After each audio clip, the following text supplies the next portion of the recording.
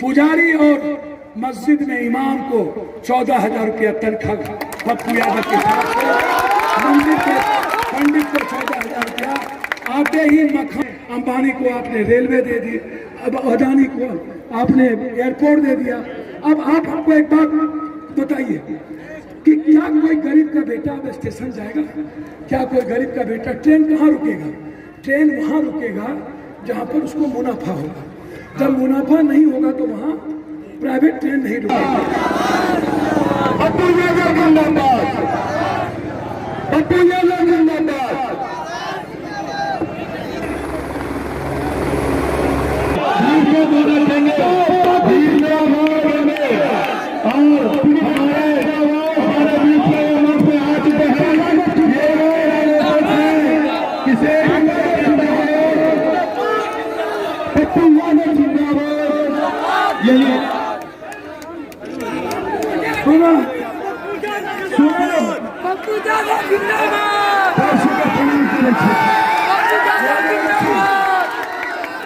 अस्सलाम वालेकुम, जय भीम, जय अम्बेडकर, बहुत बहुत धन्यवाद। सम्मानित बात नहीं सुन बहुत फायदा। सम्मानित गार्जियन सब पीछे पीछे हो जाइए ना, ठीक से नहीं आ रहा।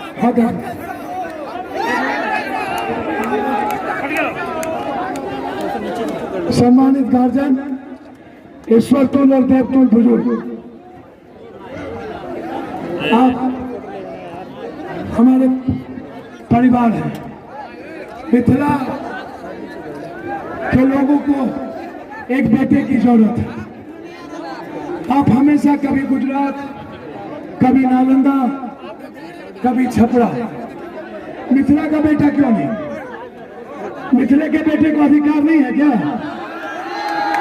मिथिला का बेटा बिहार पर राज नहीं करेगा?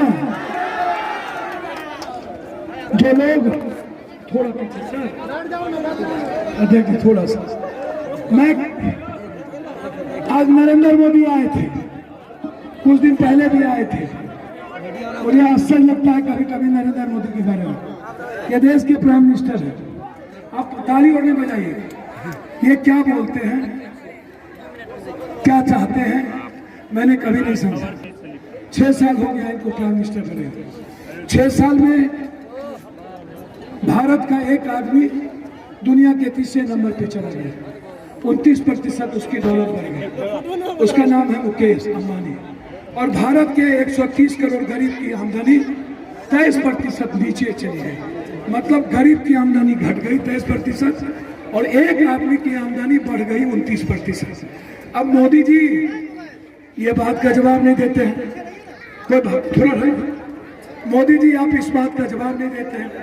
दूसरी तरफ 14 करोड़ लोग लगभग बेरोजगार हो चुके हैं। 14 करोड़, तालिबान। मोदी जी आप इसका जवाब नहीं देते। 40 करोड़ लोग लगभग अभी बेरोजगार होंगे, इसका जवाब नहीं देते। 34,000 किसान मर चुके हैं आत्महत्या 6 महीने में, आप इसका जवाब नहीं देते। 1,40,000 लगभग यूथ आत्महत्या किया है 7 महीने में, आप इसका जवाब नहीं देते। आप भारत के किसानों की एमएसपी न्यूनतम कर दिया सबसे नीचे, आप इसका जवाब नहीं देते। आपने पूरे भारत के बाबा साहब अम्बेडकर के संविधान को, आपने आरक्षण को पैर के तले एक मिनट रोक दिया, आपने इसका जवाब नहीं दिया। निजी क्षेत्रों में आपने अंबानी को आपने रेलवे दे दी, अब अदानी को आपने एयरपोर्ट दे दिया। अब आप हमको एक बात बताइए कि क्या कोई गरीब का बेटा अब स्टेशन जाएगा? क्या कोई गरीब का बेटा ट्रेन कहाँ रुकेगा? ट्रेन वहाँ रुकेगा जहाँ पर उसको मुनाफा होगा। जब मुनाफा नहीं होगा तो वहाँ प्राइवेट ट्रेन नहीं रुकेगी। एक आप जो कल एग्जाम देने जाते थे, आप कल जाते थे टिकट कोई गरीब आदमी, अब तो आप गए। दूसरी चीज, कोई भी दलित का बच्चा गरीब का बेटा, याद रखिएगा, अब आप किसी भी में रोजगार नहीं कर सकते, वो अत्यंत पिछड़ा हो, दलित हो, वो बैकवर्ड क्लास के लोग हों। अब आप गए, अब आप रेलवे में नौकरी नहीं कर सकते, बैंक में नौकरी नहीं कर सकते, आप इसका जवाब नहीं देते। कोरोना वायरस, भैया चुप रही है, कोरोना वायरस में मजदूरों के अधिकार को आपने छीन लिया और ठेकेदारी को अधिकार को आपने दे दिया। आप इस पे जवाब नहीं देते। आपने सिलेबस चेंज कर दी। अब दलित और गरीब का बच्चा 5 क्लास नहीं पढ़ सकता। आप इसका जवाब नहीं देते। आप आते हैं तो आप 15 साल पुरानी बात करते हैं। आप अपनी 15 साल की बात नहीं करते हैं कि मोदी जी बिहार में मनरेगा का क्या हुआ, मोदी जी बिहार में स्मार्ट सिटी क्या हुआ, मोदी जी बिहार में गंगा नमामि मिशन क्या हुआ, मोदी जी बिहार में जल नल का क्या हुआ, मोदी जी बिहार में हरियाली यात्रा का क्या हुआ, मोदी जी बिहार में क्वारंटाइन का 8,400 करोड़ रुपया क्या हुआ, मोदी जी बिहार में 7 निश्चय का क्या हुआ, मोदी जी बिहार में कल नल जल योजना का क्या हुआ। मोदी जी 1,37,00,000 मजदूर बिहार से बाहर जाता है। कोरोना वायरस में आप कोहबर घर में, नीतीश जी कोहबर घर में और एक युवराज फार्म हाउस में।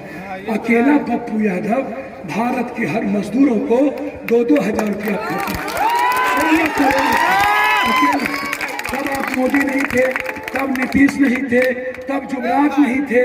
जब सड़कों पर लाठी मार रहे थे, आप गोली चला रहे थे, तब 76 दिनों तक हर गरीबों के हाथ में 1,500 रुपया पप्पू यादव भेज रहे हैं। मोदी जी तब आप नहीं थे। जब हम 1 महीने का राशन भेज रहे थे, मोदी जी तब आप वहां नहीं थे। जब हम कोटा में बच्चों को आपने आत्महत्या करने का छोड़ दिया, मध्य प्रदेश में बिहार का एक बेटी, एक लड़का 14 साल का माँ से मिलने के लिए आत्महत्या कर लिया, करोड़पति बेटा था, एक बेटी कोटा में आत्महत्या कर लिया, तब नहीं थे। जब हम 70 बस लगाए तो नीतीश जी आपने रोक दिया।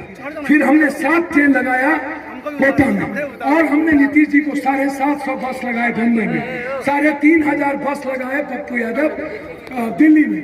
37,82,000 मजदूर को अकेला पप्पू यादव लेके बिहार आए। जब हम उसमें 27 लाख मजदूर उसमें पैदल आया, पैदल लहू लहान, आप लाठी चलाए। आप ज्योति पासवान के बेटे भूखा अपने बाप को लेके आया। मैं धन्यवाद देता हूं अपने इस दूसरे अवतार को। ये हमसे बड़ा अवतार है, ये पप्पू यादव से भी बड़ा चेहरा है। मैंने ऐसा दानी मैंने नहीं देखा। इस आदमी ने, मैंने कहा कि ऐसे हुआ, इस आदमी ने 50,000 रुपया तुरंत पहुंचा दिया। मैं जब पटना में अकेला पड़ गया, आश्चर्य होगा आपको, अकेला जब हम पटना में पड़ गए, 15 लाख लोगों को खाना खिलाते खिलाते थक गए। जाइए पूर्णिया, मेरे पास कोई जमीन नहीं बची। अभी 18 जिलों में जब बाढ़ आया, 32 लाख लोग भूखे थे। नीतीश नहीं निकले। छपरा के मकेर में, अमनौर में, तरैया में, परसा में 3,000 बाथरूम, लगभग 1,500 से ऊपर चापाकल, लगभग हर जगह, गोपालगंज से वाल्मीकि नगर, दरभंगा, गंदे पानी में भर छाती बुलेट हमने डुबाया। और तब जब पटना में जब सुशील मोदी हाफ पैंट पहन के बीवी के साथ भाग गया और 15 लाख लोगों को उम्मीद करते हैं, सुशील मोदी के घर में पप्पू यादव को खाना पहुंचाना पड़ा। जब मेरे पैसे खत्म हो गए, मैं धन्यवाद दूंगा। यह आदमी, यह आपका नेता नहीं है, बेटा है। और यह आदमी कल पप्पू यादव का राजनीतिक उत्तराधिकारी भी हो सकता है। ये आदमी ऐसा है, इतना इस आदमी ने पप्पू यादव को, इस आदमी ने पप्पू यादव, सुनिए, इस आदमी ने पप्पू यादव की इतनी मदद की। यदि मदद ये और 2 आदमी और है, एक दानवीर था, ये मदद ना किए होते तो अकेला पप्पू यादव पड़ जाता, फिर मेरे लिए कोई रास्ता नहीं बचता था। ये लोग छोड़ दिया करते। जब हम पर बम चलने की बारी आई शेल्टर हाउस में, जब हम पदयात्रा किए थे, तब जाकर के मुजफ्फरपुर में 27 दलित की बच्ची के साथ बलात्कार करके नेताओं ने जिंदा जला दिया। हम अकेला पड़े। जब हमको कहा मार दिया जाएगा, तब यही लोग थे कि पप्पू यादव को मुजफ्फरपुर से निकाले। जब चिमकी बुखार की बारी आई तो सब सुनिए, जब चिमकी बुखार की बारी आई, 300 दलितों की 7 के बच्चे को मार दिया अकेला पप्पू। डॉक्टर कफील ने सिर्फ सपोर्ट किया था पप्पू को, और आए और उसने एक दलितों की मदद की। मैं उस डॉक्टर कफील पर जिस तरीके का आरोप लगा के बंद किया, कितना गुनाह किया था मैं आपको बता नहीं सकता हूँ। मैं सिर्फ आपसे इतना कहूंगा, ये लोग तब कहाँ थे जब आपके यहाँ पासवान को मार दिया जाता, जिंदा बलात्कार करके, तब 4 बजे सुबह में पप्पू पहुंचता है। जब कोई मर्डर होता है, जब कोई घटना आपके यहाँ घटती है, तब पप्पू यादव सबसे पहले पहुंचता है। उस वक्त सिर्फ बेटा होता है पप्पू आपका। तब उस वक्त गुजरात के लोग नहीं होते हैं, तब उस वक्त जुबराज नहीं होता है, तब उस वक्त छपरा के लोग नहीं होते हैं, तब मिथिला का बेटा होता है। ना डबल इंजन होता है, ना जुबराज होता है, उस वक्त सब शक्ति होता है। क्यों? मैं इसीलिए मैं बहुत क्लियर हूँ इस मामले में। मैं मिथिला में एक बार जब नरेंद्र मोदी आते हैं तो उसको मांस का याद नहीं आता, मैथिली में ट्वीट करते हैं, अरे मोदी बाहर से बोलो ना। अरे मोदी 3 बार बोले मधुबनी का पेन चीनी मिल, दरभंगा का चीनी मिल। आप डॉक्टर मुन्ना खान को पप्पू समझ के बेटा दे के आशीर्वाद कर देना।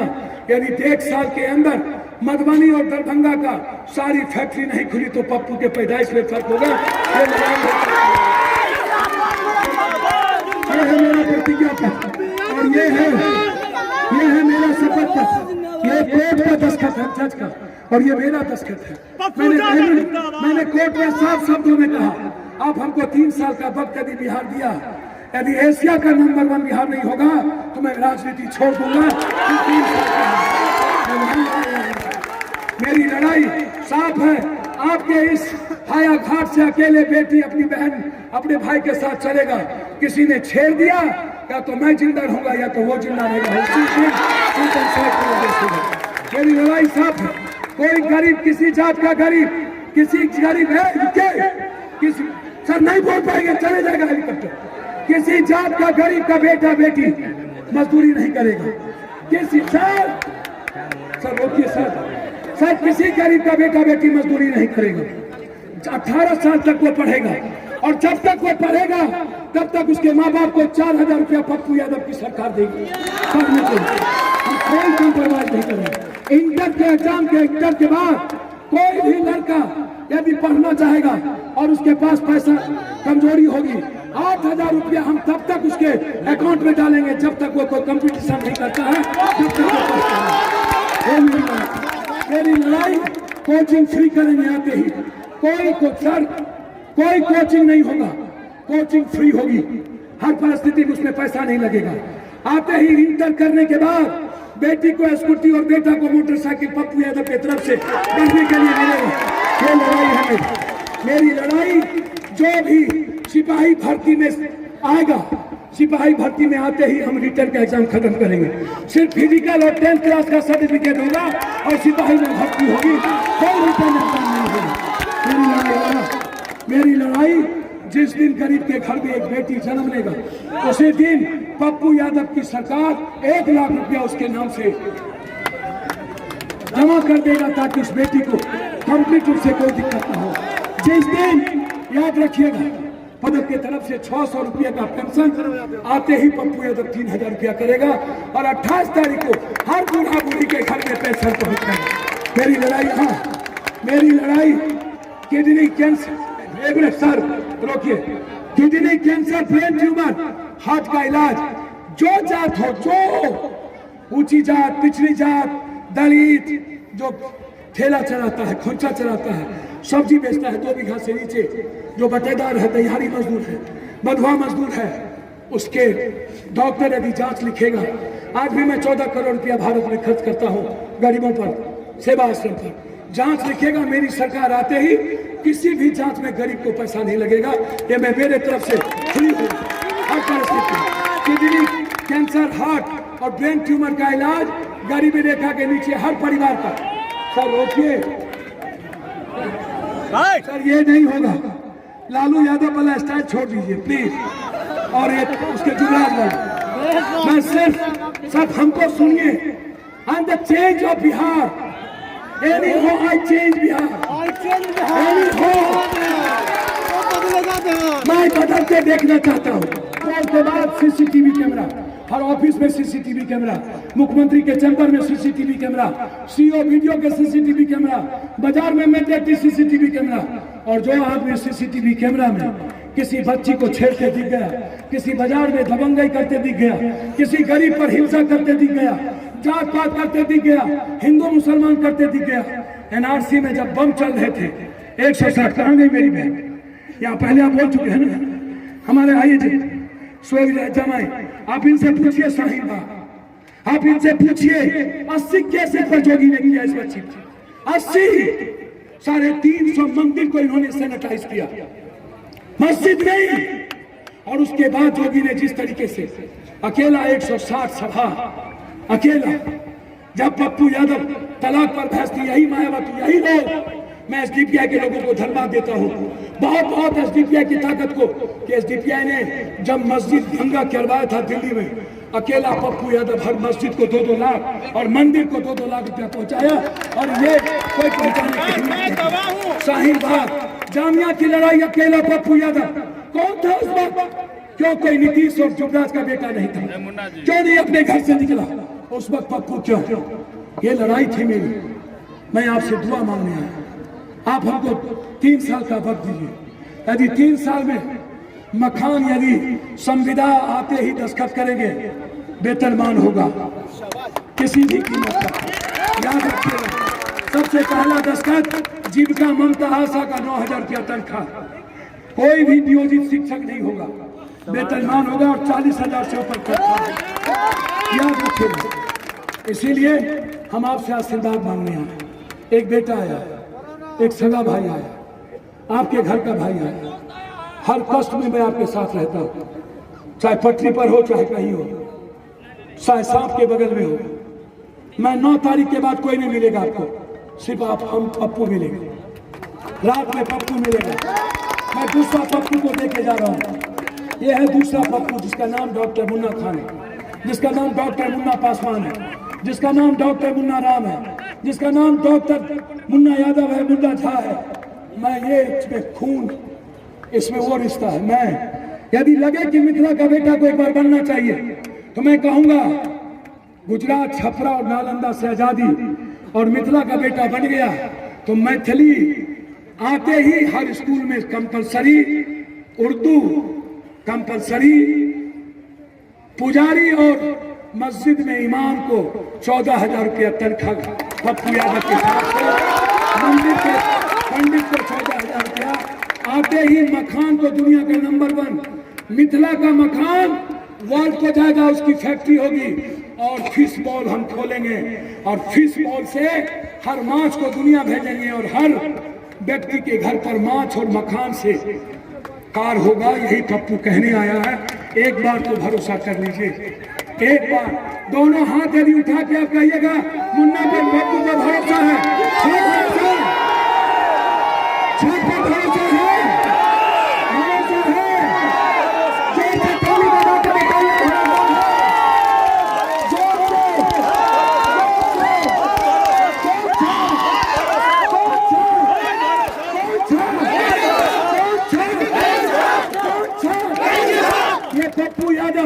और मुन्ना एक खून है।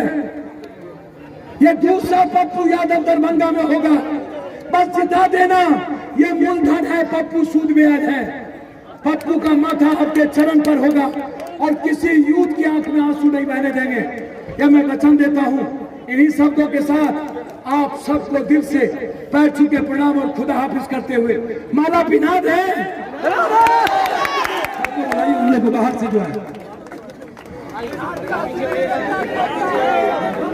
मुन्ना खान